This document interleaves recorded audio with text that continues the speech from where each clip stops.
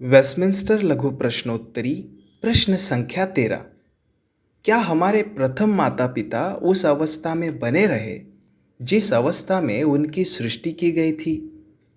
उत्तर: अपनी स्वतंत्र इच्छा पर छोड़ दिए जाने पर हमारे प्रथम माता पिता ने वर्जित फल खाकर परमेश्वर के खिलाफ पाप किया और उस अवस्था से गिर गए जिसमें उनको बनाया गया था। इस प्रश्न संख्या 13 में हम मनुष्य की स्वतंत्र इच्छा के सिद्धांत पर ध्यान दे सकते हैं। वेस्टमिंस्टर लघु प्रश्नोत्तरी का यह प्रश्न मनुष्य की पहली अवस्था के संदर्भ में है, जहां पर हमें यह समझाया गया है कि मनुष्य को अदन की वाटिका में स्वतंत्र इच्छा दी गई थी, परंतु मनुष्य ने अपने दिए गए स्वतंत्र इच्छा का उपयोग परमेश्वर के खिलाफ पाप करने के लिए किया और उस अवस्था से गिर गए जिसमें उनको बनाया गया था। अब हम मनुष्य की निर्दोष अवस्था, स्वतंत्र इच्छा और उस अवस्था से गिरना, इन बातों को वेस्टमिंस्टर कन्फेशन ऑफ फेथ के विवरण से सीखने की कोशिश करते हैं। वेस्टमिंस्टर कन्फेशन ऑफ फेथ, जिसे रिफॉर्म्ड विश्वास का व्यवस्थित विवरण भी कहा जाता है। आइए सीखते हैं आदम की अवस्था। अवस्था नंबर 1, पाप में गिरने से पहले। पाप में गिरने से पहले हम सीखते हैं कि आदम को परमेश्वर ने स्वतंत्र इच्छा दी थी और यह इच्छा अच्छा या बुरा दोनों कर सकती थी। अब वेस्टमिंस्टर कन्फेशन ऑफ फेथ अध्याय 9 अनुच्छेद 2 हमें कुछ इस तरह समझाता है। मनुष्य ने अपने दिए गए स्वतंत्र इच्छा का उपयोग परमेश्वर के खिलाफ पाप करने के लिए किया। आदम की अवस्था नंबर 2, पाप में गिरने के बाद। अब जब आदम पाप में गिरा, उसने अपने स्वतंत्र इच्छा का उपयोग परमेश्वर के खिलाफ पाप करने के लिए किया। अब मनुष्य की इच्छा सिर्फ बुरा कर सकती है। रोमियो की पत्री अध्याय 3 उसका अच्छा विवरण हमें देती है कि मनुष्य क्या कर सकता है। वेस्टमिंस्टर कन्फेशन ऑफ फेथ अध्याय 9 अनुच्छेद 3 हमें कुछ इस तरह समझाता है।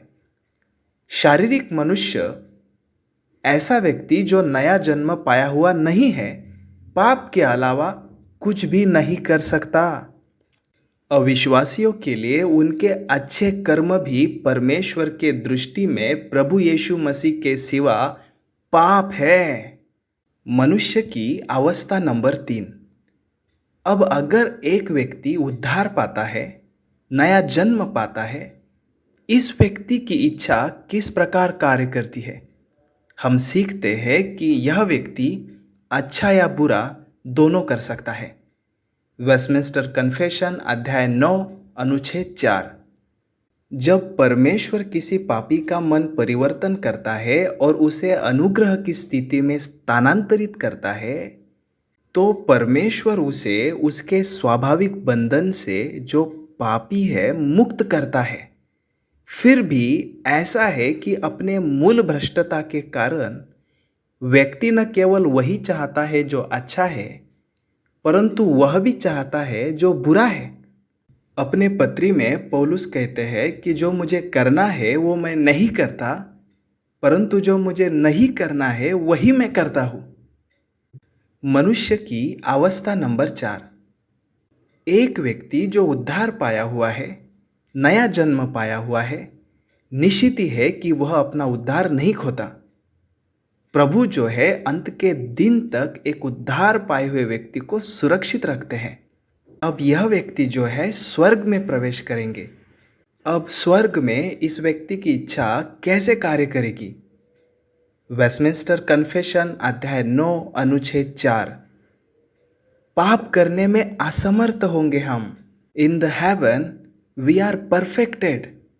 मनुष्य की इच्छा केवल परमेश्वर की महिमा के स्थिति में है और सिर्फ परमेश्वर की महिमा ही कर सकती है।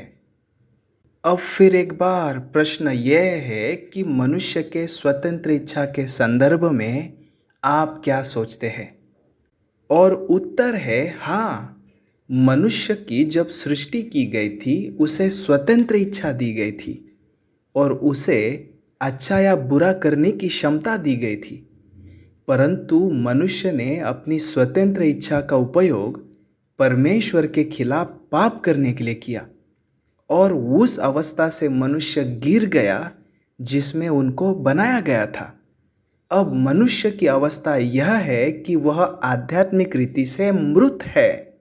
सिर्फ प्रभु ही उसे जिला सकते हैं और मनुष्य अपने सामर्थ्य से कभी भी परमेश्वर को खोज नहीं सकते। सिर्फ प्रभु ही यीशु मसीह में अपने मेमनों को खोजते हैं। प्रभु का धन्यवाद हो।